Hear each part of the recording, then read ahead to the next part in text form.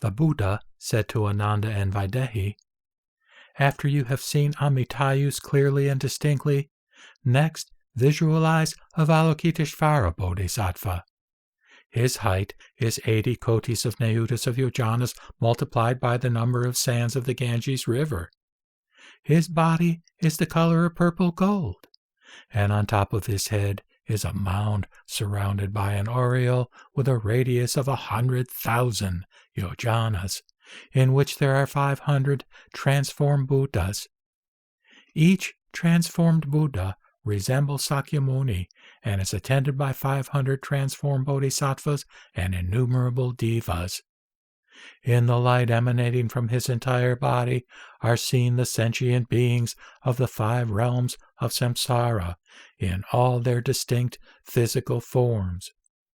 On his head he wears a heavenly crown made of Sakra Abhilagna Mani gems, on which stands a transformed Buddha, Amitayus, measuring 25 yojanas in height. The face of Avalokitesvara Bodhisattva is the color of gold from the Jambu River, while the tuft of hair between his eyebrows has the colors of the 7 kinds of jewels, and from it issue forth 84,000 different rays of light. In each of these rays dwell innumerable and countless hundreds of thousands of transformed Buddhas, each attended by countless transformed bodhisattvas, all of whom manifest in various forms at will, filling completely the worlds of the 10 directions. Avalokita's arms are the color of red lotus flowers.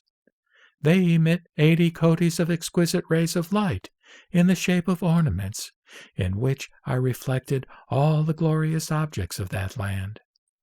The palms of his hands are the color of 500 kotis of various lotus flowers. Each of his 10 fingertips bears 84,000 signs, like impressed patterns, each with 84,000 colors. Each color in turn emits 84,000 delicate rays of light, illuminating all beings. With his jeweled hands he welcomes and guides sentient beings. When he lifts one of his feet, the mark of a 1,000-spoked wheel on its sole spontaneously changes into a pedestal, which emits 500 kotis of light rays. When he puts his foot down, flowers made of diamond and mani gems scatter, covering everywhere. All the other physical characteristics and marks that he fully possesses are the same as the Buddha's, except for the mound on his head and the uppermost invisible part, which are not equal to those of the world-honored one.